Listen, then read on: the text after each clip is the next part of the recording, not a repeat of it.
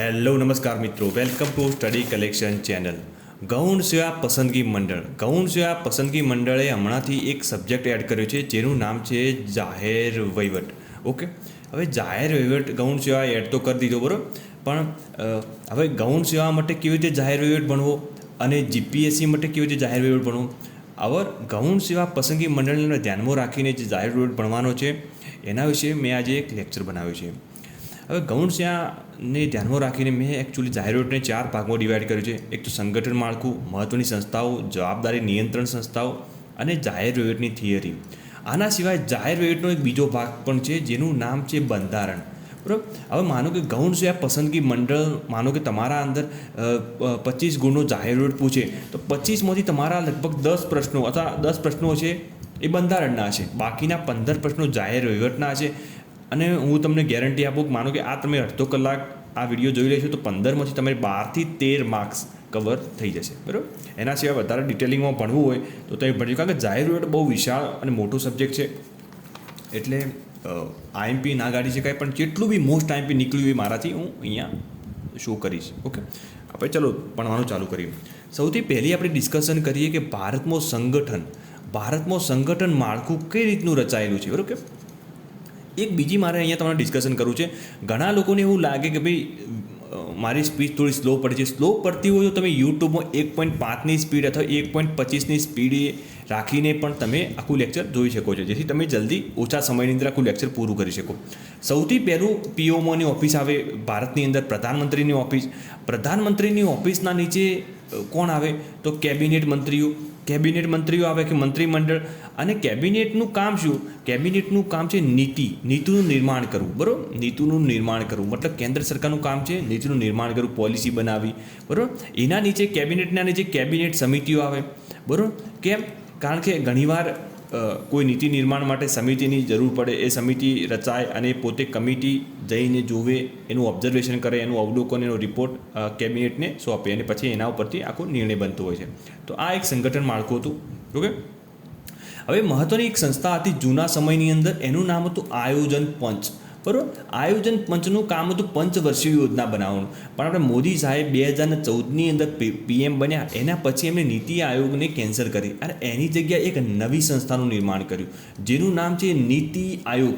નીતિ આયોગનું પૂરું નામ આપણે જાણવું પડે. એનું નામ છે નેશનલ ઇન્સ્ટિટ્યૂટ ફોર ટ્રાન્સફોર્મિંગ. બરાબર, એનું નામ શું થાય? Transforming India. બરાબર, ઇન્ડિયાને ટ્રાન્સફોર કરવા માટે એક ઇન્સ્ટિટ્યૂટની રચના કરી જેને નીતિ આયોગ કહેવામાં આવે છે. નીતિ આયોગનું નિર્માણ ક્યારે કર્યું? યાદ રહી જાય એવું છે 1 જાન્યુઆરી 2015. આ રીતે ના યાદ રહે તો આવી રીતે પણ યાદ રાખી 1/1/15. બરાબર, તો આ રીતે 1/1/15ના રોજ નીતિ આયોગનું નિર્માણ કરવામાં આવેલું. અચ્છા, નીતિ આયોગમાં શું હોય? નીતિ આયોગની અંદર શું હોય? એ પહેલાં સૌથી પહેલાં તો એક અધ્યક્ષ હોય. બરાબર, અધ્યક્ષને ઇંગ્લિશમાં શું કહેવામાં આવે? ચેરમેન. બરાબર, ચેરમેન તો કોણ હોય? વડાપ્રધાન પોતે હોય. બરાબર, એના સિવાય બીજા હોય વાઇસ ચેરમેન. એટલે વાઇસ અધ્યક્ષ કોણ હોય? તો વાઇસ અધ્યક્ષ હોય જે એક આઈએએસ ઓફિસર હોય છે. એકચ્યુઅલી અત્યારે કોણ છે? અત્યારે છે રાજીવ કુમાર. બરાબર, તમારી ગૌણ સેવા માટે મોસ્ટ ઇમ્પોર્ટન્ટ પ્રશ્ન આ નોટ્સ કરી રાખજો. 2021ની અંદર રાજીવ કુમાર એના વાઇસ પ્રેસિડેન્ટ છે, વાઇસ ચેરમેન છે, યાદ રાખજો. આના સિવાય એક ચીફ એક્ઝિક્યુટિવ ઓફિસર એટલે સીઓ હોય. સીઓ અત્યારે કોણ છે? અમિતાભ કાંત. બરાબર, અમિતાભ કાંત આજની તારીખે અમિતાભ કાંત છે. પછી બરાબર, તમારી એક્ઝામ કરતાં લેટ હોય તો છેલ્લા એક્ઝામના 1-2 દિવસ આગળ તમારે આ સીઓ અને વાઇસ ચેરમેન કોણ છે ગૂગલમાં સર્ચ કરીને જવાનું, જેથી કદાચ કોઈ બદલાઈ જાય, ચેન્જ થાય તો એ પ્રમાણે યાદ રાખવું. પણ અત્યારે અગર હું જૂન 2021ની વાત કરું તો આ બંને ઓકે છે. ઓકે, આના સિવાય નીતિ આયોગની અંદર 4 મંત્રીઓ હોય જેને અંદર એડ કરવામાં આવે છે પંચની અંદર. એક મંત્રીનું નામ છે ગૃહમંત્રી. આ બધા કાયમી મંત્રીઓ છે. બરાબર, એક છે બીજા છે નાણામંત્રી, ત્રીજા છે રેલવે મંત્રી. બરાબર, અને ફોર્થ વન છે કૃષિ મંત્રી. બરાબર, તો આ 4 મંત્રીઓ એ પરમનન્ટ એના સભ્ય હોય નીતિ આયોગના. એટલે ઘણીવાર આ કયા મંત્રાલય નીતિ આયોગની અંદર સમાવેશ કરવામાં આવે છે, તો આમ 4 મંત્રાલયો આપણે યાદ રાખવા પડે. ઓકે, આ ચલો આટલી વાત પતી હતી. હવે નેક્સ્ટ વાત કરીએ તો હવે માનો કે કોઈ મંત્રાલયની વાત કરીએ, માનો ગુજરાતનું કોઈ મંત્રાલય લઈએ. એ મંત્રાલયના જે મંત્રી હોય, બરાબર, જે મંત્રી જેને આપણે અધ્યક્ષ કહેતા હોઈએ છીએ, એક માનો કે લખો નાણાં મંત્રાલય. બરાબર. તો નાણાં મંત્રાલયના એક મંત્રી હોય, એક અધ્યક્ષ હોય. બરાબર. કોઈ બી માનો કે શ્રમ અને રોજગાર મંત્રાલય, તો શ્રમ અને રોજગાર મંત્રાલયના પણ એક મંત્રી હોય. માનો કે આપણે દિલીપભાઈ ઠાકોર એના મંત્રી છે, તો એ મંત્રીને અધ્યક્ષ કહેવાય. હવે મંત્રી કોઈ બી નિર્ણય બનાવે, એ પોલિસી બનાવે. મંત્રી પોતે પોલિસી અથવા તો કાયદો બનાવે, અને જે કાયદો પોતે બનાવે પોતાના વિભાગનું, પોતાના શાખાનો, એને સચિવાલયની અંદર, સંસદની અંદર એ પોતે રજૂ કરતા હોય. અથવા તો કાયદો બનાવવા માટે એમને કેટલાક લોકોની મદદની જરૂર પડે. એમને મદદ કોણ કરે, મતલબ કાયદો બનાવવાની અંદર મંત્રીની મદદ કોણ કરે, તો એનું નામ છે સચિવ અથવા તો સચિવાલય. બરાબર. એમના વિભાગનું જે સચિવાલય રહે એ એમને મદદ કરતું હોય. એટલે સચિવનું કામ છે નીતિ નિર્માણમાં મદદ કરવું. ઓકે, ચલો નીતિનું નિર્માણ થઈ ગયું, પણ એને એક્ઝિક્યુટ એટલે મતલબ એકચ્યુઅલી કામ તો થવું જોઈએ ને ભાઈ. એમને કોઈ નિયમ બનાવ્યો ભાઈ, કે દાખલા તરીકે એમને એવો નિયમ બનાવ્યો કે એપ્રેન્ટિસ યોજનાનો એવો કોઈ નિયમ બનાવ્યો કે ભાઈ આજથી કોઈ બી કંપની, નવી કંપની તમે શરૂઆત કરો તો એમાં 100 લોકો આઈટીઆઈવાળા લેવા. એવો પણ એનું એકચ્યુઅલી જમીન ઉપર કોણ નીતિ નિર્માણ કરશે અથવા કોણ કામ કરશે, તો એ કામ કરવા માટે એક ઓફિસ હોય જેને કહેવાય ડાયરેક્ટરની ઓફિસ. બરાબર. ડાયરેક્ટર અથવા તો કમિશનર. બરાબર. કમિશનર, તો એના નીચે રાખવામાં ડાયરેક્ટર અથવા કમિશનર. મંત્રી, સચિવ અને ડાયરેક્ટર. ડાયરેક્ટર તો કમિશનરની ઓફિસ હોય. બરાબર. ઓકે, તો ડાયરેક્ટર. તો હવે એક પ્રશ્ન પૂછાય છે કે મંત્રીની આંખ અને કાન કોને કહેવાય? મંત્રીની આંખ અને કાન કહેવાય સચિવને, અને મંત્રીના હાથ કોને કહેવાય? મંત્રીના હાથ કહેવાય ડાયરેક્ટરને. બરાબર. ડાયરેક્ટર નિયામક પણ કહેવાય ગુજરાતીમાં. ઓકે, આટલી વસ્તુ આપણે યાદ રાખીશું. એ પ્રશ્ન એકવાર પૂછાઈ જોયું એટલે મેં તમે ડિસ્કશન કર્યું. હવે કેટલાક મંત્રાલયો છે અને મંત્રાલયના વિષયો છે. હવે માનો કે હું કૃષિ મંત્રાલયની વાત કરું તો ખેતીવાડી મંત્રાલયની બધા વિષયો એના આવે, પણ એના વિશે ડિસ્કસ નથી કરું. પણ એક અપવાદ મંત્રાલય છે, એનું નામ છે સંચાર અને માહિતી મંત્રાલય. એકચ્યુઅલી હવે આનું નામ બદલી આ સંચાર અને માહિતી મંત્રાલય. અત્યારે સંચાર અને માહિતી મંત્રાલયનું નામ એમને આઈટી મંત્રાલય એવું કહે છે, અને રવિશંકર પ્રસાદ આઈટી મંત્રાલયના હેડ છે. બરાબર. આટલું યાદ રાખજો. હવે સંચાર અને માહિતી મંત્રાલયની અંદર એક વિષય છે એમનો જે છે પોસ્ટ વિભાગ. હવે તમને નવાઈ લાગશે, હા મિત્રો, પોસ્ટ વિભાગ છે એ સંચાર અને માહિતી મંત્રાલયના અંડરમાં કામ કરે છે. એટલે આવો કોઈ પ્રશ્ન પૂછે તો અટવાતા નહીં. સેકન્ડ વસ્તુ હું વાત કરું તો ગૃહ મંત્રાલયની. ગૃહ મંત્રાલય જો ઘણા બધા વિષય છે, મને પોલીસ, BSF, આર્મી, પેરામેડિકલ, આ બધું પેરામિલિટરી ફોર્સ બધું ગૃહ મંત્રાલય જોડે. એ તો તમને આવડે, પણ એના જોડે બે થોડા વિચિત્ર વિષયો છે. એક છે રાજભાષા. ભારત દેશની રાજભાષા નક્કી કરવી હોય તો કે ગુજરાતની અથવા રાજ્યોની રાજભાષા નક્કી કરવાનું કામ કોણ કરે? ગૃહ મંત્રાલય. બરાબર. અને જમ્મુ કાશ્મીરનું વહીવટીતંત્ર કોના અંડરમાં આવે છે? ગૃહ મંત્રાલયના જોડે. તો આટલી વસ્તુ બે યાદ રાખજો. બરાબર. ઓકે, હવે એક નેક્સ્ટ લઈ લઈએ એને છે જાહેર નિગમો. બરાબર. જાહેર નિગમો. હવે જાહેર નિગમોનું નિર્માણ બે રીતે થાય. એક તો એક્ટ દ્વારા, એટલે કે કાનૂની પ્રક્રિયાથી. એક કોઈ બી એક્ટ બનાવો, માનો કે LIC માટેનો આપણે એક્ટ બનાવ્યો ને, LICની જે રચના કરી તો શું કહેવાય? LIC બનાવી, એ LIC એક્ટ પ્રમાણે બનાવી, તો એ કાનૂની કહેવાય. કેટલીક સંસ્થાઓ કહેવાય જે ગેરકાનૂની કહેવાય. બરાબર. ગેરકાનૂની મતલબ કેવું હોય ખબર? કે કોઈ ઠરાવ પસાર કરીને અથવા તો કોઈ સચિવના કે એના ઓર્ડરથી, બરાબર, તો ઓર્ડરથી જે કોઈ સંસ્થાનું નિર્માણ કરવામાં આવ્યું હોય તો એને કહેવાય કારોબારી ના આદેશથી જે નિર્માણ પામ્યું એને ગેરકાનૂની સંસ્થાઓ કહેવાય. માનો કે આપણી જે અત્યારે છે કે રાષ્ટ્રીય કોલસા વિકાસ નિગમ, તો આ કોઈ એક્ટ નથી ઓના માટે, પણ ઓને ડાયરેક્ટલી ઠરાવ તો ઓર્ડર દ્વારા બનાવવામાં આવેલી છે. આટલી વસ્તુ યાદ રાખીશું. હવે આ જાહેર નિગમોની વાત નીકળી જ છે, તો એક વસ્તુ છે નવરત્ન અને એકનું નામ છે મહારત્ન કંપનીઓ. આ મહારત્ન કંપની ગૌણ શાળામાં 2 થી 3 વખત પૂછાઈ ચૂકી કે મહારત્ન કંપની કોને કહેવાય. તો એક તો એના કેટલાક ક્રાઇટેરિયા છે. એ નંબર 1 કે શેર માર્કેટ. તો શેર માર્કેટની અંદર આ કોઈ બી કંપની લિસ્ટ હોવી જોઈએ મહારત્ન બનવા માટે. પણ સેકન્ડ થિંગ્સ, છેલ્લા 3 વર્ષની વાત કરો, છેલ્લા 3 વર્ષની આપણે વાત કરીએ તો એનું ટર્નઓવર એવરેજ 25,000 કરોડ હોવું જોઈએ. બરાબર.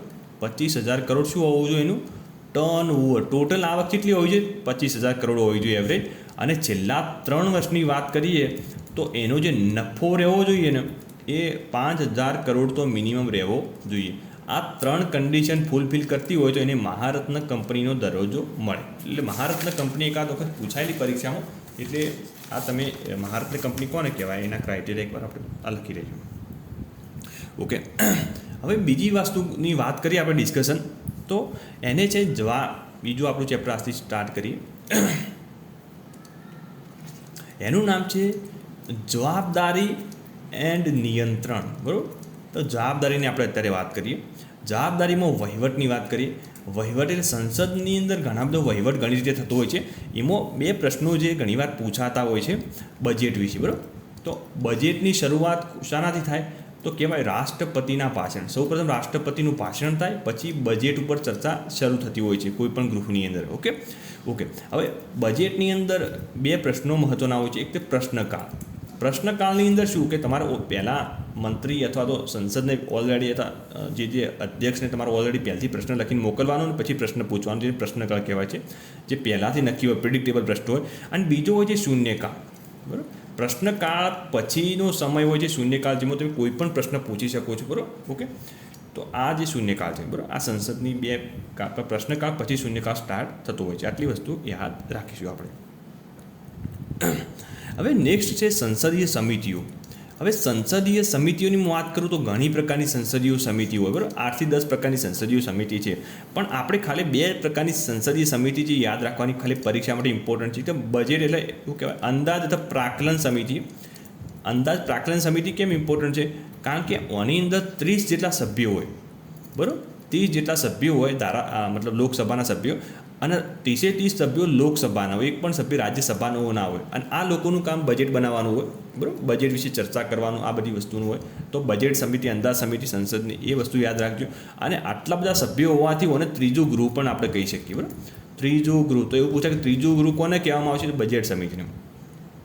એક બીજી સમિતિ પણ છે જેને કહેવાય જાહેર હિસાબી સમિતિ. બરાબર, આ પણ ઇમ્પોર્ટન્ટ છે, જાહેર હિસાબી સમિતિ. અને જાહેર હિસાબી સમિતિમાં 22 સભ્યો લોકસભાના અને 7 સભ્યો રાજ્યસભાના. બરાબર, અહીંયા હું લખી શકું લોકસભા, તો લોકસભાના 22 સભ્યો, રાજ્યસભાના 7 સભ્યો અંદર હોય. સોરી મિસ્ટેક થઈ ગઈ મારી. 15 સભ્યો લોકસભાના હોય અને 7 સભ્યો રાજ્યસભાના. ટોટલ 22 મેમ્બર હોય. ઓકે, ટોટલ 22 મેમ્બર હોય. ઓકે, કારણ કે 30 સભ્યો મેક્સિમમ 30 સૌથી મોટી બજેટ સમિતિ, એના પછી જાહેર હિસાબી સમિતિ. બરાબર, અને કોઈ પણ પરીક્ષામાં સમિતિ પૂછાય, જો તમને ના આવડે પરીક્ષામાં કે કેટલા સભ્યો છે, તો પછી 15 અને 7 વાળા સભ્યો લખી દેવાના. અંદાજે લખો તો લગભગ સાચો પડી જાય. કે મોટાભાગની સમિતિઓ 22 સભ્યો હોય ને, 15:7નો રેશિયો રાખતા હોય છે. અચ્છા, આ બંને સમિતિની અંદર જે અધ્યક્ષ હોય, બરાબર, જે એમના અધ્યક્ષ રાખવામાં આવે, એનું નિમણૂક કોણ કરે? તો જે લોકસભાના અધ્યક્ષ છે ને, લોકસભાના અધ્યક્ષ આ બધી સંસદીય સમિતિની અધ્યક્ષનું નિમણૂક રહ્યું એ લોકસભાના અધ્યક્ષ પોતે કરતા હોય છે. બરાબર, હવે બીજો પ્રશ્ન, આ નિયંત્રણવાળી વસ્તુ પતી ગઈ. હવે એક નવો ટોપિક લઈએ જેને કહેવાય લોકપાલ અને લોકાયુક્ત. કેન્દ્ર સરકાર એટલે કેન્દ્રની સરકાર માટે આ લોકપાલ શબ્દ વપરાય, અને ગુજરાત તથા મતલબ સ્ટેટની સરકાર માટે એટલે રાજ્યની સરકાર માટે લોકાયુક્ત શબ્દ આપણે વાપરતા હોઈએ. લોકપાલ શબ્દ કોણ સૌપ્રથમ લાવ્યું હતું? 1956માં લક્ષ્મીમલ સિંઘવી એટલે LM સિંઘવી સમિતિ. બરાબર, ડૉક્ટર LM સિંઘવી દ્વારા સૌપ્રથમ લોકપાલની માંગ કરવામાં આવી હતી. તો LM સિંઘવી સમિતિ અથવા LM સિંઘવીનું નામ લોકપાલ સાથે સંકળાયેલું છે. લોકાયુક્તની વાત કરીએ તો એક પ્રશ્ન લોકાયુક્તમાંથી ઘણીવાર મોસ્ટ ટાઈમ પ્રશ્ન પૂછાય કે સૌપ્રથમ કયા રાજ્યે લોકાયુક્ત માટેનો કાયદો બનાવ્યો? 1970માં ઓડિશા રાજ્ય એવું હતું કે જેને સૌપ્રથમ લોકાયુક્ત માટે કાયદો બનાવ્યો, પણ એને લોકાયુક્તનું નિર્માણ ના કર્યું. પણ 1972ની અંદર મહારાષ્ટ્ર સરકારે સૌપ્રથમ લોકાયુક્ત નિમી દીધા. બરાબર, લોકાયુક્ત વ્યક્તિ કે જે ભ્રષ્ટાચાર વિરોધી કામ કરતો હોય. બરાબર, આ બધી વસ્તુનું ધ્યાન રાખે. બરાબર, તો આમના જોડે એવી બી સત્તા હોય કે મુખ્યમંત્રી અથવા પ્રધાનમંત્રીની પણ ચેકઆઉટ કરી શકે, તો એવી સત્તા હોય એમના જોડે. તો આનું નિર્માણ જો કર્યું હોય તો 1972માં. હવે તમારી સામે હું એક પ્રશ્ન પૂછું છું કે હાલના એટલે જૂન 2021 તમારી પરીક્ષા હોય ત્યારે, તો 2021માં ભારતના લોકપાલ કોણ છે? બરાબર, આ પ્રશ્ન હું તમને પૂછું છું. જો તમને સાચો જવાબ આવડતો હોય તો તમે કમેન્ટ બોક્સ કરો. મોસ્ટ ટાઈમની પ્રશ્ન છે, યાદ રાખવા જોઈએ. 2018માં આમની નિમણૂક થઈ છે. હવે નેક્સ્ટ વાત કરીએ તો નાણાં વિભાગની અંદરથી 2 પ્રશ્નો જે તમારે ગૌણ છે એમાં પૂછાતા હોય છે. એક છે નાણાં વિધેયક અને એક છે નાણાકીય વિધેયક. બરાબર, હવે નાણાં વિધેયકને શું કહેવામાં આવે છે? તો મની બિલ, અને નાણાકીયને કહેવામાં આવે છે ફિનાન્શિયલ બિલ, બરાબર. આ બંને પ્રકારના બિલ છે. તો બંને વચ્ચેનો ફરક શું છે? નામ તો લગભગ મેચ થતા છે. નાણાં વિધેયકની અંદર લોકસભા જોડે થોડો વધારે પડતો પાવર્સ હોય, બરાબર. કે બંને બિલ રજૂ કરવા હોય તો તમારે પ્રેસિડેન્ટની મંજૂરી આવશ્યક છે. તો પ્રેસિડેન્ટની મંજૂરી લીધી પછી નાણાં વિધેયક તમારે સૌપ્રથમ તમારે લોકસભામાં રજૂ કરવું પડે અને પછી તમે એને રાજ્યસભામાં રજૂ કરવાનું હોય છે. લોકસભામાં નાણાં વિધેયક પસાર થઈ જાય, બરાબર. પસાર થઈ ગયા પછી એને રાજ્યસભામાં મોકલવામાં આવે અને 14 દિવસનો સમય આપવામાં આવે રાજ્યસભાને. અને રાજ્યસભા જો 14 દિવસમાં કોઈ પણ પ્રકારનો નિર્ણય ના લે તો એને પાસ થયેલું ગણાશે અને એ એક્ટ બની જશે, બરાબર. તો નાણાં વિધેયકમાં આવશે. રાજ્યસભા જોડે કોઈ પાવર્સ નથી, ઇવન પ્રેસિડેન્ટ જોડે બી આના માટે કોઈ પાવર્સ નથી. અને રાજ્યસભાને 14 દિવસમાં અને પાછું આપવામાં આવે છે. રાજ્યસભા નાણાં વિધેયક પર ચર્ચા કરી શકે પણ એમાં સુધારો વધારો કરી શકતું નથી. હવે ફિનાન્શિયલ બિલની અંદર શું હોય કે એને કોઈ પણ રાજ્યસભા અથવા લોકસભા કોઈ પણમાં રજૂ કરી શકાય. પ્રેસિડેન્ટની મંજૂરી તો આવશ્યક છે, પરંતુ આની અંદર રાજ્યસભા ઓને ચેન્જ બી કરી શકે, અમુક સુધારો વધારો બી કરી શકે. પ્રેસિડેન્ટ નાણાકીય બિલને રોકી રાખી શકે, પોતા જોડે થોડા વીટો હોય, પીટો પાવર, જેના અનુસંધાનમાં નાણાકીય વિધેયકને પોતે રોકી શકે છે. નાણાં વિધેયકની અંદર ફૂલ પાવર્સ છે લોકસભા જોડે. આ પ્રશ્ન સચિવાલયની ઘણીવાર 2 થી 3 પરીક્ષામાં પૂછાઈ ચૂક્યો, એટલે મને ડિસ્કશન કરવો આમ IMP જેમ. હવે એક બીજું વસ્તુ છે રાજ્યપાલ. રાજ્યપાલ વિશે આમ તો બંધારણમાં તમે ભણીશો, પણ છતાં બી એક વસ્તુ હતી મારે ડિસ્કશન કરી લેવી છે. 153 નંબરનો આર્ટિકલ ને 155 નંબરનો આર્ટિકલ. 153 છે રાજ્યપાલનું પદ. એવો પ્રશ્ન પર રાજ્યપાલનું પદ કયા આર્ટિકલમાં શો કરવામાં આવે છે? તો 153.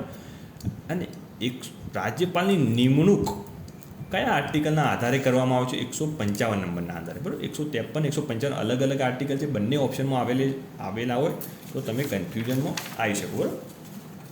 આટલી વસ્તુઓ હતી જે થિયોરિટિકલ, મતલબ જે સ્ટેટિક વસ્તુઓ હતી એ તમે મેં અહીંયા. એના સિવાય આપણે હવે અમુક વસ્તુઓ છે કે જે નેક્સ્ટ વાત કરીએ. હવે બંધારણની વાત નીકળી તો બંધારણીય પંચોની વાત કરી લઈએ આપણે. બંધારણીય પંચોની અંદર એક છે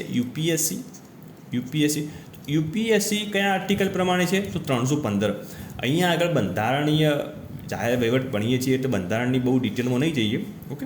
પછી બીજું છે એક છે ચૂંટણી પંચ, બરાબર. અહીંયા મહત્ત્વનું ડિસ્કશન છે એટલે ઇમ્પોર્ટન્ટ જોઈ લઈએ. ચૂંટણી પંચ 324 નંબરનો આર્ટિકલ છે. ચૂંટણી પંચ વિશે મોસ્ટ IMP પ્રશ્ન એમના ચીફ ઇલેક્શન કમિશનર, બરાબર. ચીફ ઇલેક્શન કમિશનર અત્યારે કોણ છે? તો ભારતના કેન્દ્રના chief election commissioner Sunil Arora સાહેબ છે. એ ચૂંટણી પંચના ચીફ ઇલેક્શન કમિશનર છે. અને ગુજરાતની વાત કરીએ તો અનુપમ આનંદ, બરાબર. આનંદ સાહેબ રહ્યા એ અત્યારે ગુજરાતની વાત છે, બરાબર. આ કેન્દ્રની વાત છે. તો સુનિલ અરોરા સાહેબ ને અનુપમ આનંદ, આ બંને નામ યાદ રાખજો, તમારે કામ બહુ લાગશે. અને હમણાં કોઈની પરીક્ષા હોય તો આ ગોખીને જતા, ઓકે. નેક્સ્ટ વાત કરીએ તો એનું નામ છે નાણાં પંચ. નાણાં પંચનો આર્ટિકલ કયો? 280, બરાબર. ભાગ 12ની અંદર આખું નાણાં પંચ આવેલું છે, બરાબર. પણ આ 280 છે ને કેન્દ્ર માટે છે, બરાબર. અમારે લાસ્ટ ટાઈમ પરીક્ષામાં પૂછવાનું ગુજરાતનું નાણાં પંચ કયા આર્ટિકલ મુજબ હોય? બધા લોકો 280 લખીને આવે, પણ ખોટો પૈસા આવે. એ કેન્દ્ર માટે છે. અગર રાજ્ય માટે રાજ્યનું નાણાં પંચ રહ્યું ને એ 243I મુજબ છે, બરાબર. 243I મુજબ રાજ્ય નાણાં પંચ, એમ કે ગુજરાતનું નાણાં પંચ કયા આર્ટિકલ મુજબ તપાનું? તો 243I પ્રમાણે લખવું પડે. અને ખાલી એકલું કે નાણાં પંચની રચના કયા આર્ટિકલ? તો 280 પર જતું રહેવાય તમારે. આ બે વસ્તુઓ યાદ રાખજો. આના સિવાય બીજા એક પંચની વાત કરું તો ટ્રાઇબલ માટે એક, એટલે આદિવાસી લોકો માટે આદિજાતિ પંચ, નેશનલ એટલે રાષ્ટ્રીય આદિજાતિ પંચ, બરાબર. તો રાષ્ટ્રીય આદિજાતિ પંચ, બરાબર. રાષ્ટ્રીય આદિજાતિ પંચ તો એ કયા આર્ટિકલમાં આવે? તો 338ની અંદર. અને બીજું એવું છે રાષ્ટ્રીય અનુસૂચિત જાતિ, બરાબર. અનુસૂચિત જાતિ પંચ, તો આનું કયા આર્ટિકલ પ્રમાણે? 338A પ્રમાણે, બરાબર. તો આ બંને યાદ રાખજો. અને આ બંને પંચનું, અને એક ત્રીજું પંચ છે એ બી લખેલું કે પછાત વર્ગ પંચ, રાષ્ટ્રીય પછાત વર્ગ પંચ. 340 નંબરનો આર્ટિકલ આમને શું કરે? હવે આ જે પંચોનું નિર્માણ થયું અનુસૂચિત અને ST પંચ, એના માટે વાજપેયી સરકારની અંદર 89મો બંધારણીય સુધારો કરવામાં આવ્યો હતો. 89મો બંધારણ સુધારો 2003, બરાબર. એટલે આ વસ્તુ તમે યાદ રાખજો. એના પ્રમાણે 2 રાષ્ટ્રીય આદિજાતિ પંચ અને અનુસૂચિત જાતિ પંચ અને એમના આર્ટિકલ યાદ રાખીને જજો, બરાબર. ઓકે, હવે નેક્સ્ટ વાત કરીએ જે મોસ્ટ ઇમ્પોર્ટન્ટ છે. હું ગૌણ સેવા પસંદગી મંડળની પરીક્ષાની અંદર આ હું 4-5 ટોપિકો, હવે હું જે 5 લાઈનો લખું એમાંથી 1 થી 2 પ્રશ્નો 100% પૂછાશે, બરાબર. બધું નહીં વાંચવું ચાલશે, પણ આ વાંચીને જજો. સૌથી પહેલી હું વાત કરું તો stock exchange board of India, એટલે એનું ટૂંકું નામ છે SEBI. Stock exchange board of India. Stock એટલે શેર બજાર, તો શેર બજારનું નિયમન કોણ કરે? તો સેબી એ શેર બજારનું નિયમન કરનારી સંસ્થા છે. એની સ્થાપના 1992ની અંદર મુંબઈમાં કરવામાં આવી હતી, બરાબર. આટલું યાદ રાખવાનું. એટલે સેબી આપણે પૂરી થઈ ગઈ. પછી બીજી છે IRDA, ઇન્સ્યોરન્સ એટલે વીમો, ઇન્સ્યોરન્સ રેગ્યુલેટરી ડેવલપમેન્ટ ઓથોરિટી. ફરીવાર નામ બોલ દઉં, ઇન્સ્યોરન્સ રેગ્યુલેટરી ડેવલપમેન્ટ ઓથોરિટી એટલે IRDA. આ કોનું નિયમન કરે? તો વીમાનું નિયમન કરે, બરાબર. વીમાનું નિયમન કરે. અચ્છા, આ સંસ્થાની સ્થાપના ક્યારે કરવામાં આવી હતી? 1999માં IRDA એક્ટ દ્વારા, અને ઓની સ્થાપના હૈદરાબાદ ખાતે કરવામાં આવી હતી. હવે હૈદરાબાદ આવે એટલે તમારે આના સ્ટારમાં રાખવું પડે. કેમ સ્ટારમાં રાખવું પડે? કારણ કે કાં તો મુંબઈ કે દિલ્હીમાં સ્થાપના હોય, હૈદરાબાદ તો તમે જાઓ નહીં કોઈ જાડો ભાઈ, પણ એની સ્થાપના હૈદરાબાદમાં થઈ હતી. નેક્સ્ટ વસ્તુ છે TRAI, telecom regulatory authority of India. આની સ્થાપના 1997માં કરવામાં આવી હતી. કઈ જગ્યાએ કરવામાં આવી હતી? તો દિલ્હી. આ ખાસ કરીને આ 2 સંસ્થાઓ યાદ રાખવાની છે. બાકી બધી સંસ્થાઓનું હેડક્વાર્ટર દિલ્હીમાં જોવા મળશે. ખાલી આ બંનેના ઓકવર્ડ છે, થોડો અપવાદ છે, એટલે યાદ રાખજો. ટેલિકોમ રેગ્યુલેટરી, તો આનું કામ શું હોય? તમને હમણાં થોડો સાપુ વસતા હોય તમને ખ્યાલ સ્પેક્ટ્રમ આવે, સ્પેક્ટ્રમની બધી ચર્ચાઓ ચાલી છે. સ્પેક્ટ્રમ કોણ આપશે? તો એ ટેલિકોમ રેગ્યુલેટરી આપતી હોય છે. ઓકે, આના સિવાય બીજી આ 3 તો મોસ્ટ ઇમ્પોર્ટન્ટ, આમાંથી પ્રશ્ન પૂછાશે. જો અમે ના પૂછવો હોય તો પછી નેક્સ્ટ એ લોકો આવી બધી સંસ્થાઓમાંથી પણ પ્રશ્ન પૂછે કે PFRDA, pension fund regulatory development authority. તો પેન્શન ફંડ માટે રેગ્યુલેટરી ડેવલપમેન્ટ ઓથોરિટીની સ્થાપના 2013માં કરવામાં આવે છે. આ બધી દિલ્હીમાં આવી હો ભાઈ, આ નવી જે હું જેટલી બી લખું. અચ્છા, આ દિલ્હીમાં નહીં. LICની સ્થાપના 1956ની અંદર, બધા લગભગ લોકોને ખબર હશે કે આની સ્થાપના 1956માં મુંબઈમાં કરવામાં આવી છે. થર્ડ વસ્તુ, reserve bank of India. Reserve bank of ઇન્ડિયાની સ્થાપના 1935ની અંદર મુંબઈમાં કરવામાં આવી છે. આ પ્રશ્ન 6 થી 7 વખત પૂછો પરીક્ષામાં, બરાબર. પછી એક બીજું છે FSSAI, food security standard authority of India, બરાબર. ફૂડ સિક્યુરિટી માટે સ્ટાન્ડર્ડ ઓથોરિટી જે બનાવેલી છે આપણે, એ 2001માં બનાવી, બરાબર. અને આ તો દાઈ દિલ્હીમાં. ઓકે, નેક્સ્ટ વાત કરીએ આપણે national highway authority of India, NHAI. 1988માં જેની સ્થાપના કરવામાં આવી અને એનું હેડક્વાર્ટર પણ આવ્યું દિલ્હીમાં, બરાબર. જો મારા પ્રમાણે મોસ્ટ IMP હોય તો એક છે સેબી, બીજી છે IRDA, ત્રીજી TRAI, ચોથી છે રિઝર્વ બેંક ઇન્ડિયા, પછી બીજી બાકીની 3 યાદ રાખવી હોય રાખવા, નહીં રાખવી તો કંઈ નહીં. પણ આ 4 તો મોસ્ટ IMP, અને આમાંથી તમારે 1 થી 2 માર્ક શ્યોર મળશે. જાહેરાતો વાંચો ના વાંચો આખો કોઈ મતલબ નથી, પણ આ 6-7 સંસ્થાઓ તમારે વાંચવી પડશે. ઓકે, ના વાંચો તમારા જેટલો કોઈ મૂર્ખ માણસ કોઈ ના કહેવાય. PPP સંસ્થાઓ. PPP એક નવો સરકારની પ્રોજેક્ટ છે જેને કહેવાય પબ્લિક પ્રાઇવેટ પાર્ટનરશિપ. આનું પૂરું નામ પરીક્ષામાં પૂછાય તો યાદ રાખજો. ઓકે, PPPમાં 2 રીતના કામ થતા હોય. એક કામ થતું હોય બોમ્બ આધારિત, બરાબર. બીજું કામ થતું હોય બૂટ આધારિત. આમાં કેવું હોય? બિલ્ડ એટલે તમે બાંધી નાખો, O એટલે ઓન, બિલ્ડ ઓન, M એટલે મેન્ટેન, અને T એટલે ટ્રાન્સફોર્મ, બરાબર. ટ્રાન્સફોર્મ ઇંગ્લિશમાં પણ લખી લખું જો કોઈના કોઈ સવાલ હોય તો. Built on, maintain and transfer. અને ઓની જ ઓનો મતલબ શું થાય? અહીંયા ઓ આવે એનો મતલબ થાય ઓપરેટ, બાકી બધું સેમ ટુ સેમ. બરાબર. તો આ બોમ્બ અને બૂટ આ બંનેના આધારે અહીંયા આપણા જે જેટી ચાલતી હોય ને, જે જહાજ બનાવવાનું કામકાજ અને દરિયામાં બધા કામકાજ ચાલતા હોય, એ બૂટ અને બોમ્બ આધારિત PPP મોડેલ્સ ચાલતા હોય છે, બરાબર. એટલે આ વસ્તુ તમારે યાદ રાખવી પડે. અહીંયા આગળ જે આપણા ડાયરેક્ટ સ્ટેટિક જીકેના જે પ્રશ્નો પૂછાતા એ આપણે અહીંયા પૂરા કર્યા. હવે એકચ્યુઅલી જાહેર વહીવટ શું છે એના વિશે આપણે અભ્યાસ કરીશું. બરાબર. જાહેર વહીવટ, હવે એકચ્યુઅલી જે સબ્જેક્ટ હતો હવે ભણવાનું હવે સ્ટાર્ટ જ થાય. જાહેર વહીવટનું મુખ્ય કામ શું? કે નીતિનું નિર્માણ કરવું અને નીતિનો અમલ કરવો. પોલિસી બનાવી અને પોલિસીનો અમલ કરાવવો, આટલે મોટો સંસ્થા છે. હવે આ રીતે ભલે નીતિનું નિર્માણ કરવું, પણ એની અંદર બે ભાગ પડી જાય. બરાબર. કેવી રીતે ભાગ પડી જાય? એક ભાગ છે સંકલિત અને બીજો ભાગ છે વ્યવસ્થાપકીય.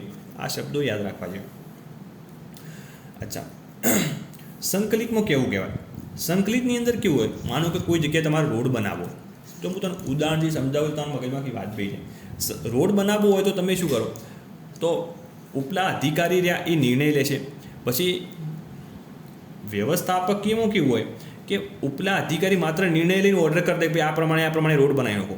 પણ સંકલિતમાં કેવું કે ઉપલા અધિકારીઓ રોડ કેવી રીતે બનાવવો એનું સંપૂર્ણ જ્ઞાન તો આપશે જ, પણ એ લોકો નીચલા જે કામદાર છે, સફાઈ કામદાર છે, પછી નીચે જે કારીગરો કામ કરશે એની પણ એ લોકો ચર્ચા કરે, પછી પર્યાવરણની પણ ચર્ચા કરે, પછી ઘણી બધી ચર્ચાઓ કરે. એ બધી ચર્ચાઓના અંતે જે નિર્ણય આવે એને કહેવાય સંકલિત. અને વ્યવસ્થાપકમાં શું હોય? ખાલી ઉપલા અધિકારી ખાતર નિર્ણય કરી દે અને એને ટ્રાન્સફર કરી દે, એનું કહેવાય સંકુચિત દૃષ્ટિકોણ. એટલે વ્યવસ્થાપકીય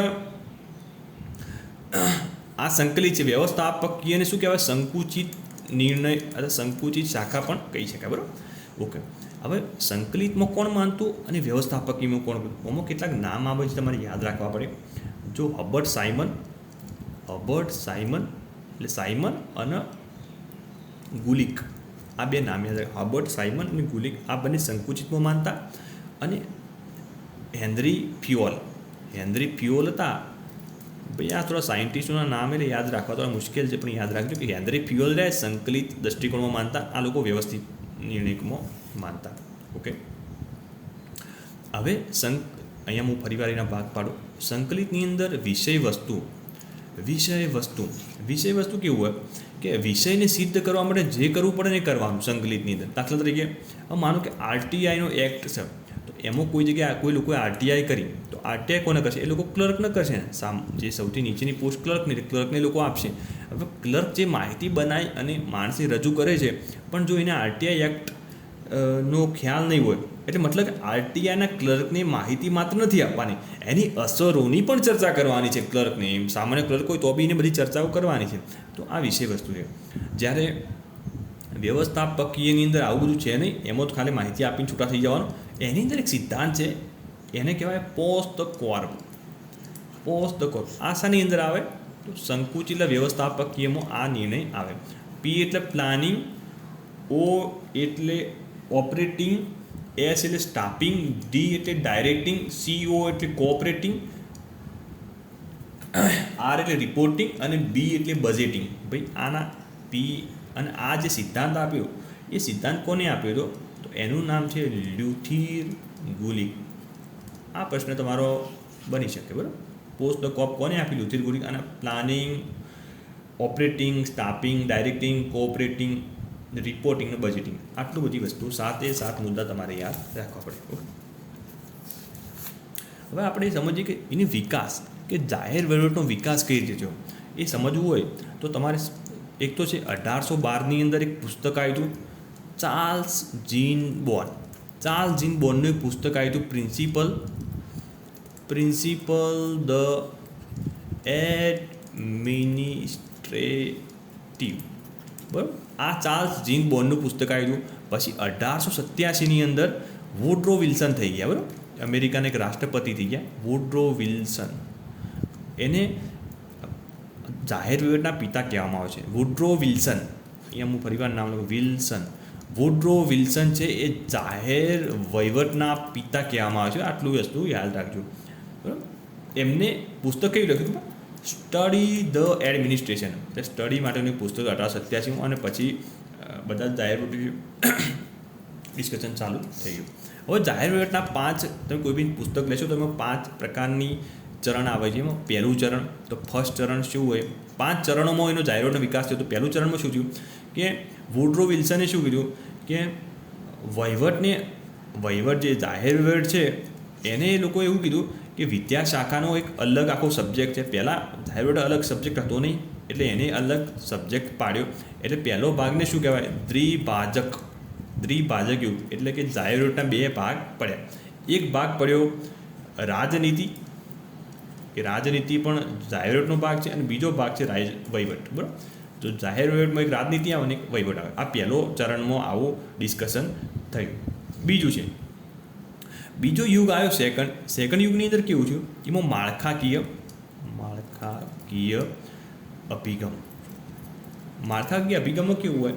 એની અંદર સિદ્ધાંતો, એટલે બધા લોકો એવું ભેગા થયા, વિશ્વના લોકોને એવું નક્કી કર્યું ભાઈ એવા કોઈક સિદ્ધાંતો બનાવવા જોઈએ જે આખા વિશ્વની અંદર કામ કરે.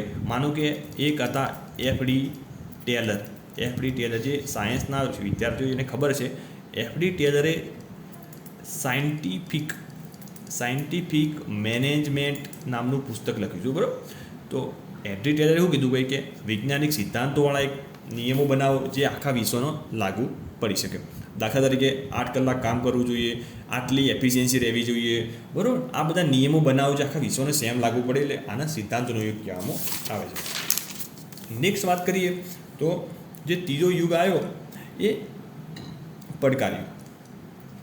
ભાઈ પડકાર યુગ કેમ આવ્યો? એટલે મારે સિદ્ધાંત, બીજા યુગમાં આપણે સિદ્ધાંતો બનાવ્યા, પણ ઘણા લોકોને એવું માનવું છે કે ભાઈ સિદ્ધાંતો માત્ર જે કૃત્રિમ પદાર્થો અથવા તો બીજા પદાર્થો માટે લાગુ પડે.